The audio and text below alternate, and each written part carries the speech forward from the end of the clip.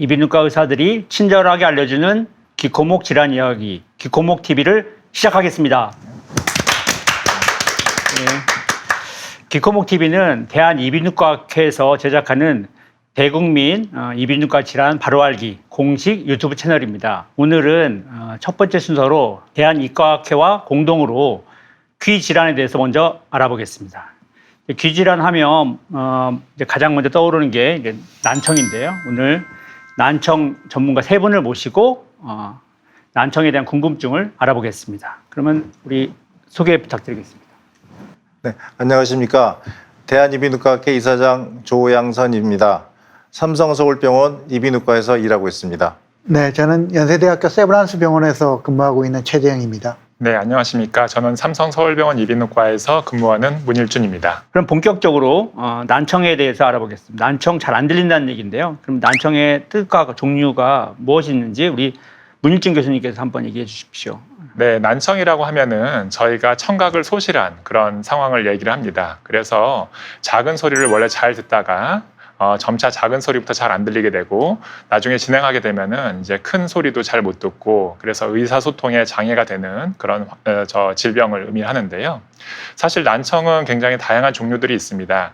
난청의 원인에 따라서 크게 두 가지로 나눠볼 수가 있는데 첫 번째는 소리가 달팽이관으로 전달되는 경로에 문제가 생겨서 소리 정보가 달팽이관으로 제대로 전달되지 못하는 그런 전음성 난청이 있겠고, 두 번째로는 달팽이관이나 아니면 청신경에 문제가 있어서 소리는 달팽이관으로 잘 들어오더라도 그 소리를 뇌로 제대로 전달하지 못하는, 즉 감각기관이나 신경에 문제가 생기는 감각신경성 난청이 있겠습니다. 그래서 원인에 따라서 치료도 달라지게 되고요. 그 다음에 난청의 정도에 따라서도 저희가 분류를 해볼 수가 있겠는데, 난청의 정도가 이제 좀 경한 사람들은 경도 난청, 그리고 좀 중하면은 중도, 고도, 심도 난청으로 나눠볼 수가 있겠고, 각각의 난청의 정도에 따라서 또 치료 방법이 달라지게 되고, 아까 말씀드렸던 전음성 난청이나 감각신경성 난청이냐에 따라서도 치료 방법이 달라지기 때문에 난청이 있을 경우에는 이비인후과 귀 전문가와 상의하는 것이 가장 중요하겠습니다. 그 감각신경성 난청은 대표적인 게 그러니까 노화성 난청이죠. 그리고 예. 소음성 난청도 상당히 좀 중요한 원인이 될 수 있고, 전음성 난청은 뭐 외이도에 귀지 같은 게 꽉 막혀서 그렇게 될 수도 있고, 네. 또 중이염, 또 그 외에도 이제 뭐 이소골, 뼈를 소리를 전달하는 뼈에 이상이 있다든지 이제 그런 경우에도 생길 수가 있겠습니다. 그런데 대개 보면 이제 그 두 가지가 함께 오는 경우가 많아서 중이염이 있으면 그 전음성 난청도 오고 또 감각신경성 난청도 같이 와서 혼합성 난청이라고 얘기를 많이 하고, 그런 형태가 사실 제일 많은 것 같습니다. 그러면 이렇게 아까 말씀하신 대로 이렇게 이비인후과 전문가를 찾아왔을 때 주로 어떤 검사를 하게 되죠? 우리 최정 교수님께서 하시면. 먼저 난청이 있나 없나 이 청각 검사를 해야지 되는데, 가장 기본적인 게 이제 수능 청각 검사라고 해서 우리가 말하는 이런 목소리가 아니라 단일 주파수의 수능 가지고 주파수별로 저주파부터 고주파까지 쭉 어느 정도 크기에서 자기가 소리를 들을 수 있나, 이 수능 청각 검사가 아주 기본적인 검사죠.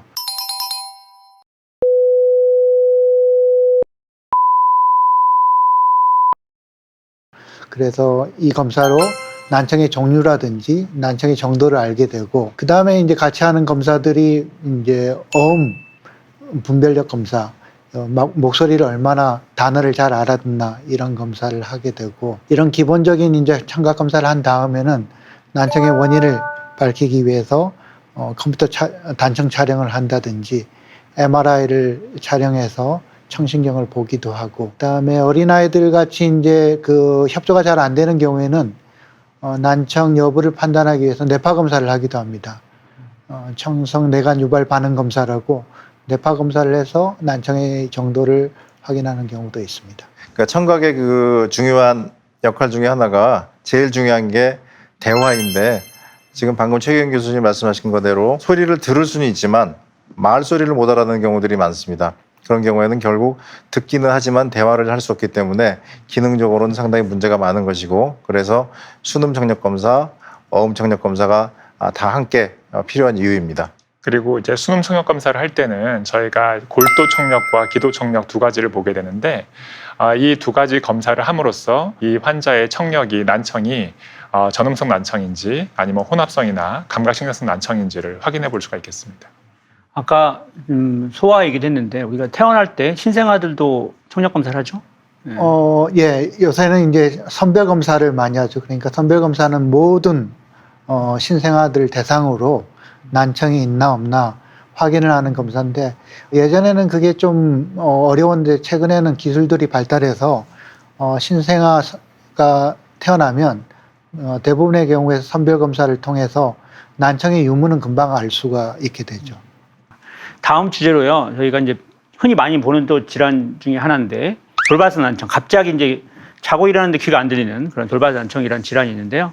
그 질환은 어떤 병일까요? 돌발성 난청의 사실 정의는 뭐 두 개 또는 세 개 이상의 주파수에서 한 30데시벨 이상의 그런 청력 소실이 갑작스럽게 발생하는 것을 의미하는데 일반적으로 많은 환자분들이 오실 때는 갑자기 자고 일어났더니 아니면 갑자기 귀가 먹먹해지고 소리가 작게 들리고 또 어지럽고 어지러움을 동반할 수 있고요. 아니면은 귀에서 삐 소리 같은 이명 소리가 들린다라고 해서 오십니다.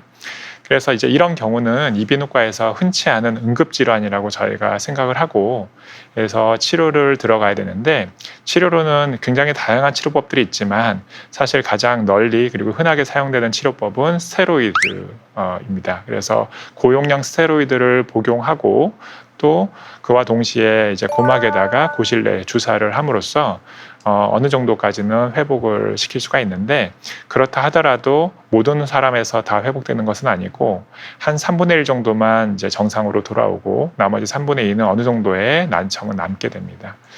돌발성 난청이 올 때 원인이 굉장히 다양하게 있는데 그 원인 중에서 하나가 청신경에 생기는 종양이기 때문에 저희가 돌발성 난청 환자분들이 오시면은 MRI를 찍어보는 편이고 그래서 안쪽에 종양이 있는지 여부는 감별하고 넘어가는 것이 좋겠습니다.